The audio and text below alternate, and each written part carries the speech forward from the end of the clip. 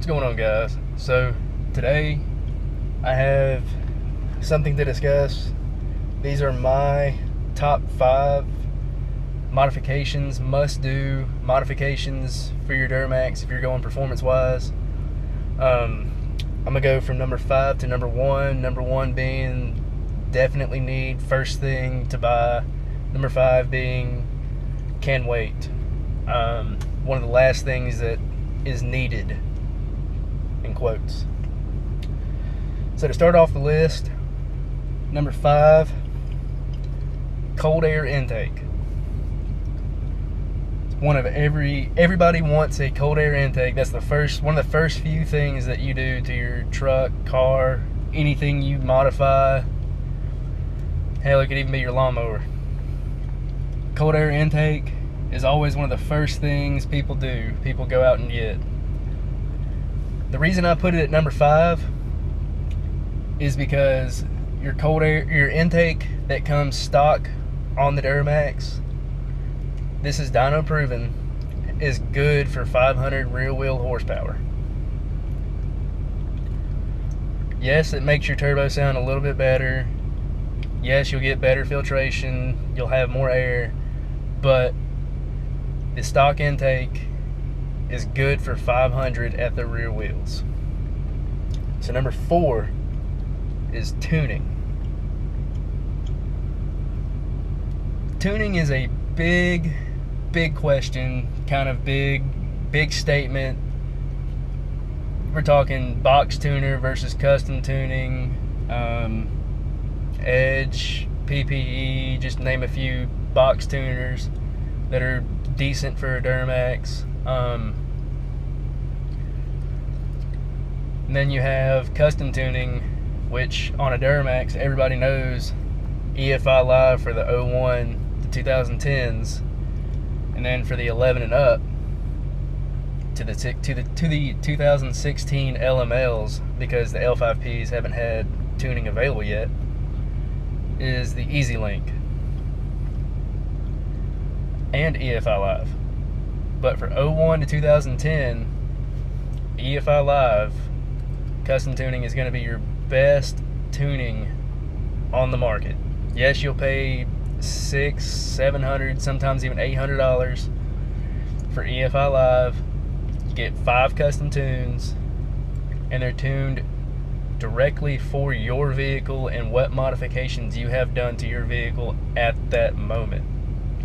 You take a box tuner, they're just taking a stock truck, may have an exhaust, may have an air intake on it, who knows,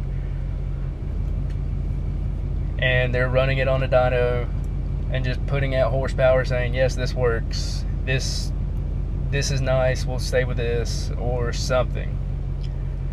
With EFI Live, with custom tuning, you'll have probably some of the best tunes you'll ever run in your truck, and the horsepower ratings are not rated at the flywheel like a lot of box tuners are.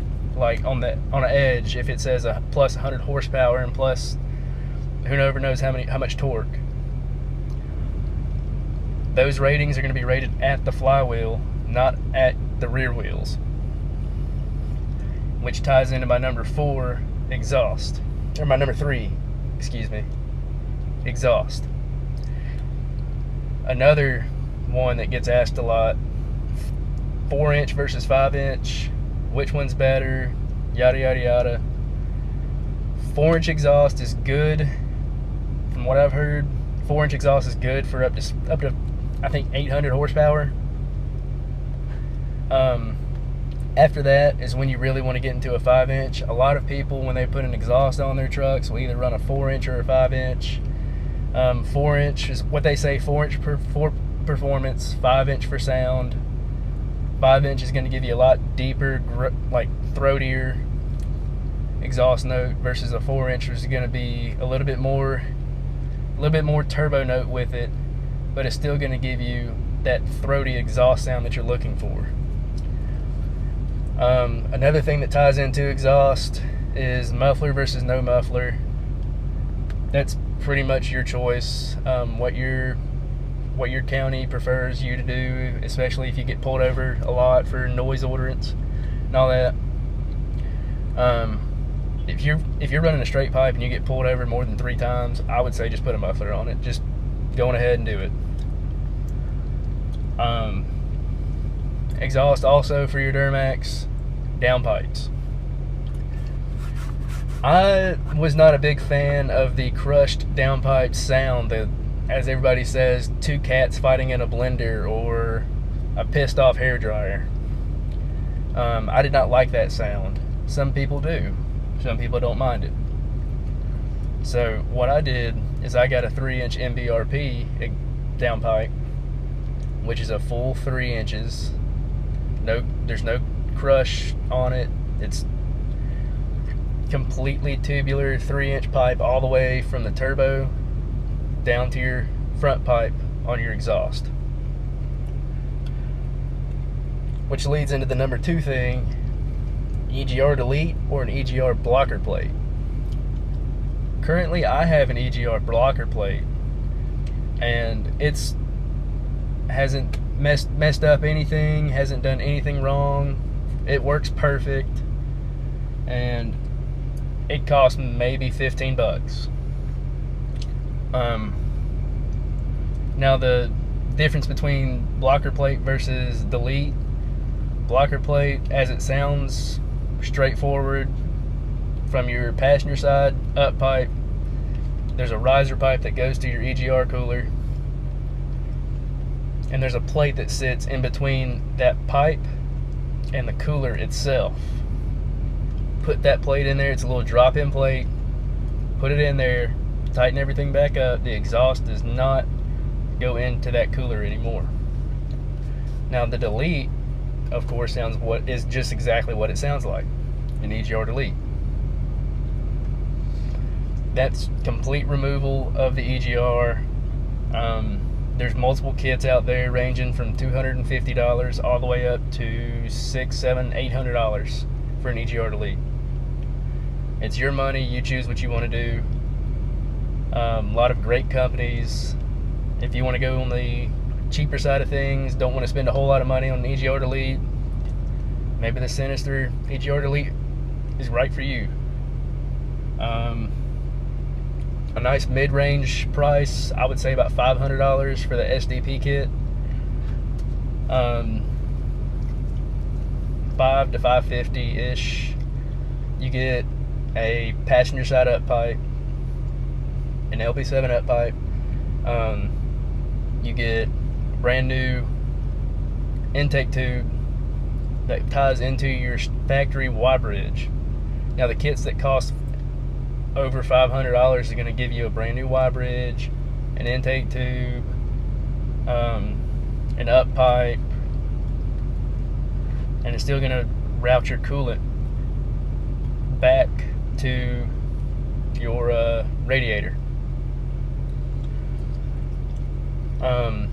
Those kits, most of the kits also, besides like the Sinister kit, which is always going to be blue and have their logo on it, most kits you're able to powder coat whatever color you want, however fancy you want to get it, however glossy, matte, however you want it. And that's the number 2 thing for the EGR, is EGR deletes or blocker plate. And the number 1 thing, the one thing I tell people 9 times out of 10 what to get for the first modification on your Duramax truck from 01 to 2016: lift pump, a fast or an air dog. Lift pumps will save your truck and your injection pumps so much work. The filtration from the lift pump, running 2 different filters, running a water separator and a fuel filter as well, increases the longevity of your injection pump, helps your CP3 or your CP4, especially CP4s. CP4s, LML trucks, first thing I would do is put a lift pump on it. I wouldn't even touch anything else. I'd go out, buy a fast 150 or an air dog, and put that thing on probably within the first 1,000 miles of it, or the first month of me owning it. right then and there, lift pump.